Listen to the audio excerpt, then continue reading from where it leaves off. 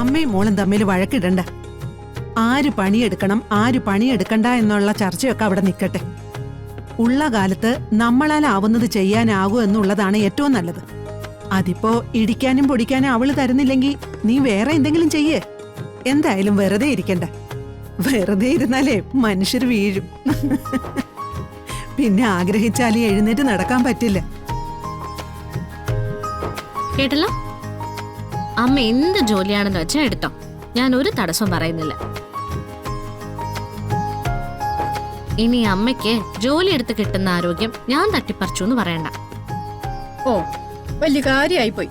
ഇനി നീ നോക്കിക്കോ, നീ ഭക്ഷണം കൊടുക്കാൻ പോയിട്ട് വരുമ്പോഴേക്കും ഞാൻ ഇതൊക്കെ ചെയ്തു വെച്ചിട്ടുണ്ടോ?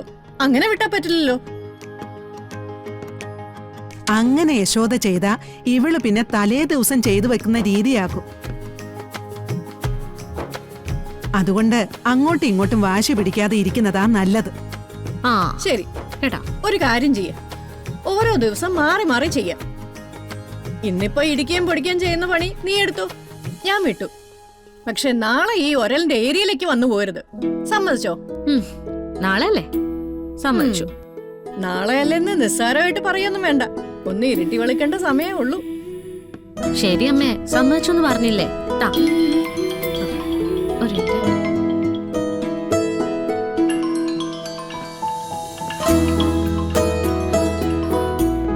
Hello hello രാധികേ. ആ ചേട്ടാ പറഞ്ഞോ. അതെ, ഞാൻ ഓഫീസിലേക്ക് കുറച്ച് ഫുഡിന്റെ കാര്യം പറഞ്ഞിരുന്നില്ലേ? ആ അത് നാളെ അല്ലേ 40 പേർക്ക്? ആ അതൊക്കെ ഇവിടെ സെറ്റാ. ചേട്ടൻ കൃത്യസമയത്ത് വന്ന് എടുത്താ മതി. അയ്യോ രാധിക, അതിലൊരു ചെറിയ പ്രശ്നമുണ്ട്. എന്ത് പ്രശ്നം? അത് ഈ ഭക്ഷ്യവിഷബാധയെ കുറിച്ച് പത്രത്തിൽ വാർത്തയും കാര്യങ്ങളും വന്നതുകൊണ്ട് ചില ആളുകൾക്ക് താല്പര്യക്കുറവുണ്ട്. അവര് ആറ്റോഷി വേണ്ടെന്നാ പറഞ്ഞേ. എന്താ ചേട്ടാ ഇത്? ഞങ്ങളുടെ ഭാഗത്ത് തെറ്റൊന്നുമില്ലെന്ന് അതേ മീഡിയാസ് തന്നെ പറഞ്ഞല്ലേ? അതൊക്കെ പറഞ്ഞു. എന്നാലും ആളുകൾ ചോദിക്കുന്നത് ഉള്ളിലേക്ക് കഴിക്കുന്ന സാധനമല്ലേ, വെറുതെ ആവശ്യമില്ലാത്ത റിസ്ക് എടുക്കണോ എന്നാ.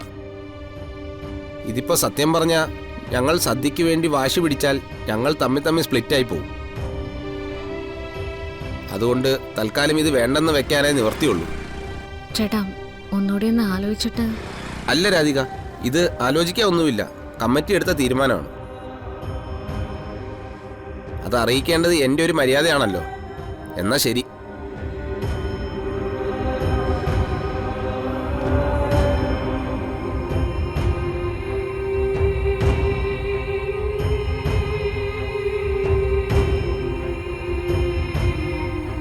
എന്താ മോളെ?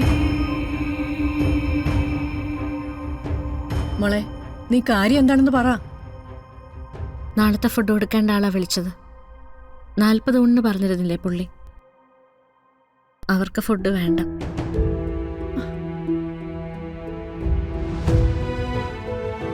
എന്ത് ചെയ്യാനല്ലേ, ഭക്ഷ്യവിഷബാധ കഴിഞ്ഞ ടീമല്ലേ. ഇനിന്ന് ചിറകം മുളച്ച് പറക്കണമെങ്കിൽ നല്ല സമയമെടുക്കും. മോളെ, ആരോടും മത്സരിക്കാതെ ഒരു കാര്യം തുടങ്ങി, അത് ജയിക്കാന്ന് തോന്നലുണ്ടായി. എന്നിട്ടും തോറ്റുപോയല്ലോ മുത്തശ്ശി.